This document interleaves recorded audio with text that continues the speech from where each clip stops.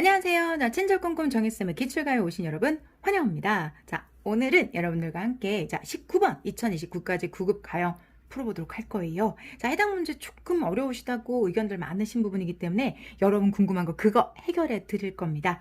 그리고 빈칸 문제 중에서도 선지가 2개나 되는 거니까 골라야 될 게 2개나 되니까 시간 좀 넉넉히 2분 드릴게요. 오케이? 시작해 보도록 합니다. 시작!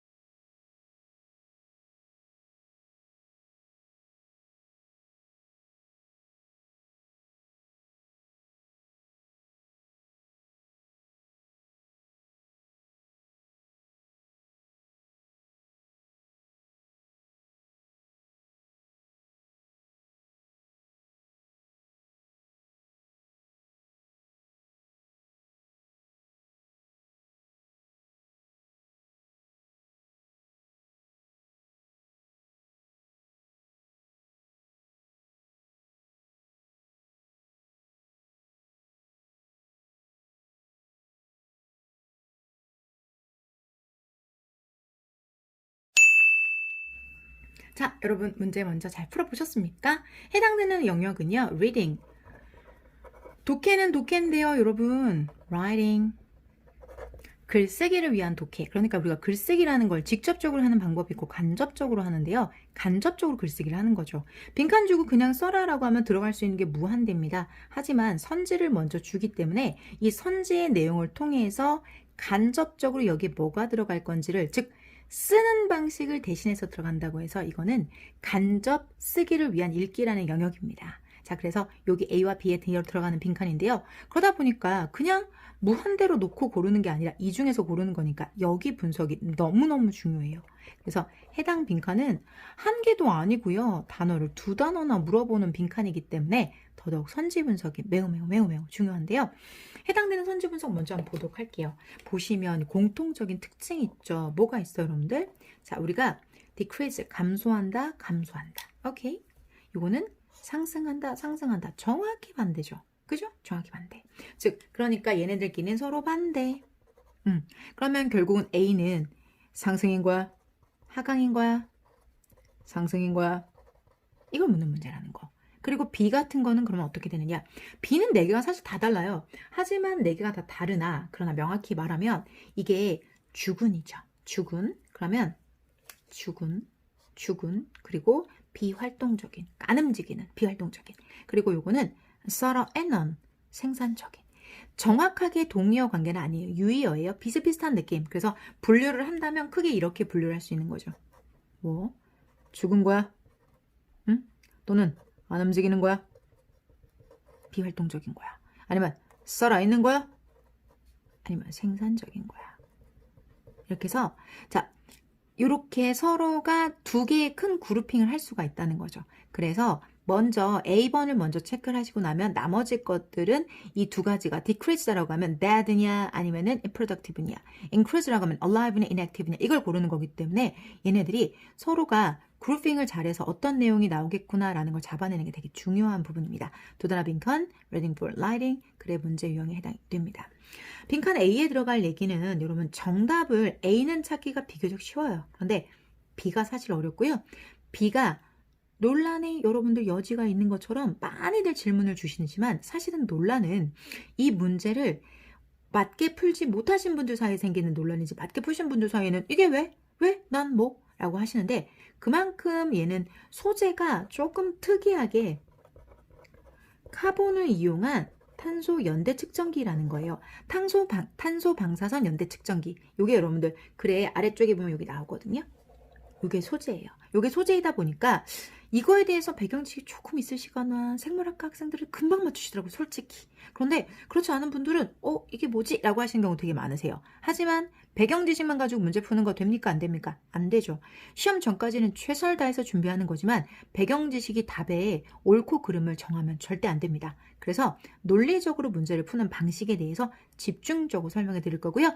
B번 정말로 여러분 말씀들 많이 주시고 있는 이 B번에 대한 설명 꼼꼼하게 오늘도 친절하게 해드릴 것을 약속드립니다.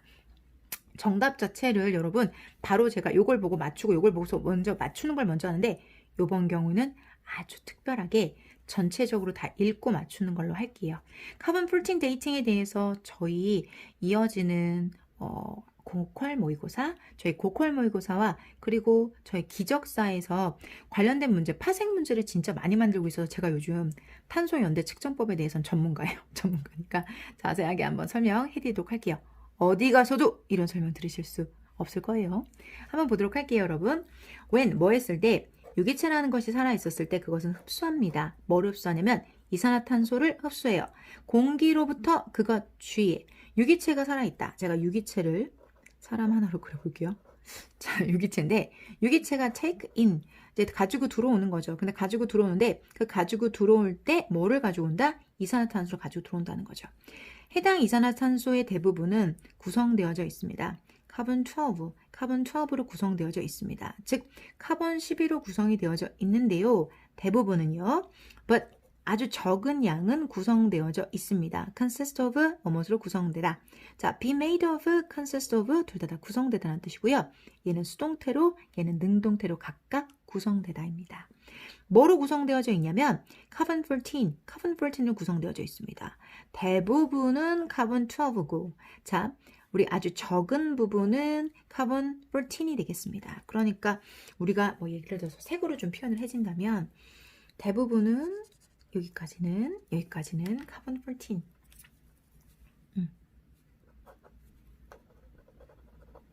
카본 12, 카본 12고요. 아주 조금 띠니 조금이잖아요.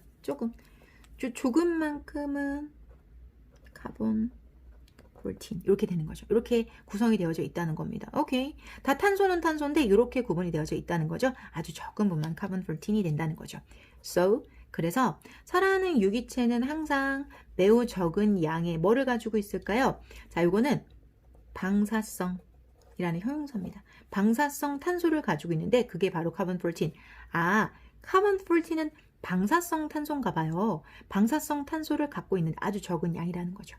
근데 옆에 디텍터라는 건 감지기를 놓는다라는 거죠. 옆에다가 여기다가 기계 하나를 놓을 건데요. 이 디텍터는 자, 카본 14 이 디텍터라는 것이 next to 옆에 있대요. 뭐 살아있는 유기체 옆에 있으면 이것은 기록합니다. 뭐를요? 방사선을요. 이건 명사. 아까는 형용사, 여기 명사. given off 방출되어집니다. 뭐에 의해서? 카본 14. 유기체 내에 있는 카본 14에 의해서 방출되어진 방사선을 기록합니다. 즉 여기 이 부분 있죠. 카본 14이 뿜뿜뿜뿜 방출을 해서 얘한테 뭐 방사선을 자 이게 감지기인데 여기 이 부분에서만큼만 카본 14이 방사선을 만들어내고 그것을 감지하는 기계가 바로 디텍터라는 얘기인 거죠. 아, 그러면 이 많은 카본 12가 아니라 14 자체만을 감지할 수 있는 기계를 통해서 방사선을 확인해서 얘네들이 살아있음을 알 수 있겠구나. 그런데 살아있음을 알 수 있는 게 아니라 여기서부터 이제 다른 얘기예요. when 뭐 했을 때 유기체가 죽어버리면 no longer 더 이상 take in 흡수를 못하죠. 뭐를 흡수 못하는 걸까요? 자, 이산화탄소 흡수를 못하는 거죠. 그러니까 새로운 14도 들어올 게 없겠죠. no라는 말은 여기에 들어가시면 좋습니다. 자, 새로운 14도 추가될 게 없습니다. 그리고 이 오래된 카본 14는 점차 분해되는 거죠. 나이트로젠 질소로 분해되게 됩니다. 자, 여러분들 이 부분이 매우 중요한 부분인데요. 이 부분이 너무너무 중요해요. 죽으면요, 여러분. 죽으면 이산화탄소라는 것이 추가가 되지 않으니까 결과적으로는 가지고 있던 그 오래된 14, 이 부분이죠. 이게 결국은 나이트로젠으로 바뀌게 된다라는 거죠. 그죠? 자, 나이트로젠으로 바뀌게 된다. 이 말은 무슨 뜻이냐면 한번 볼게요. 우리가 살아있는 게 있고 죽은 게 있다라고 할게요. 그러면 살아있는 것의 몸에서 카본이 우리가 카본 14 이게 우리가 이거 12 얘기는 하지 말고 14을 기준해서 살아있으면 있겠죠. 근데 죽으면 이게 다 뭘로 변해 있을까요, 여러분들? 나이트로젠. 이게 바로 다 질소로 바뀌어 있을 거잖아요. 그죠? 살아있을 때는 이거지만 이게 이렇게 되죠. 근데 이게 무슨 과정을 겪는다고 했었죠, 여러분들? decay. 분해 과정을 겪는다고 했어요. 근데 한번 생각을 해볼게요, 여러분. 중간에 제가 더 그리는 이유는 자, 우리가 살아있는 거랑 죽은 거 사이에서 죽고 난 지 100년이 됐을 수도 있고요. 그죠? 죽고 난 지 1000년이 됐을 수도 있고요. 죽고 나서 뭐 10,000년이 됐을 수도 있다고 할게요. 그러면 처음에는 탄소가 분해되는 과정을 겪는다고 했으니까 처음에는 그나마 탄소가 있고, 그죠? 그리고 뭐 해당이 되는 거? 나이트로젠, 즉 질소로 변하는 게 이만큼 있겠죠. 그래서 카본과 나이트로젠 이 비율이 그래도 죽은 지 얼마 안 됐을 때는 카본이 좀 더 많겠죠. 하지만 시간이 더 지나면 나이트로젠이 훨씬 더 많아지고 카본의 양은 더 줄어들 수밖에 없겠죠. 그럼 결과적으로 기하급수적으로 카본의 양은 지금 보시면 카본의 양은 줄어요. 여기 이만큼 정도 있다고 할게요. 그리고 처음에는 살아있을 때는 없었죠. 살아있는 거에서는 나이트로젠 질소가 없어요. 없는데 죽은 지 오래되면 오래될수록 나이트로젠이 이렇게 점점 어떻게 되는 거야? 늘어나는 거죠. 이게 죽었고 난 다음에 얼마나 시간이 100년 됐니, 1000년 됐니, 10,000년 됐니를 결정해 주는 게 나이트로젠의 양이 많으면 많을수록, 그죠? 그리고 카본의 양이 점차 적으면 적을수록, 즉 카본의 양을 통해서 알 수 있다면 방사선이 감지되는 양이 적어질 수밖에 없잖아요. 자, 살아있을 때는 만약에 100이 나온다면 죽고 나면 80, 70, 1 이렇게 나올 수밖에 없겠죠.